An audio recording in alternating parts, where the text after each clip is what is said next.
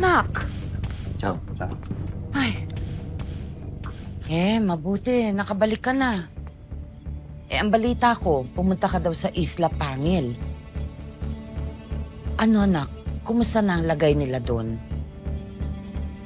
Totoo bang naapektuhan na ang isla dahil sa pagkawala ng ubtaw? Opo, Cham. Kaya ako kinakailangan na ho natin maibalik ang butaw para hindi na ho maging malala ang sitwasyon. Paano? Yun na nga ho, Chang, eh. Kailangan nga ho namin sana kayo makausap. Dahil kailangan namin makausap si Boss Canor. Ako? Oh, Opo, Boss Canor. Gusto ko sanang ipagpatuloy ang pagsasanay ko kasama ka. Tama ho kayo. Kailangan ko pa ho ng disiplina.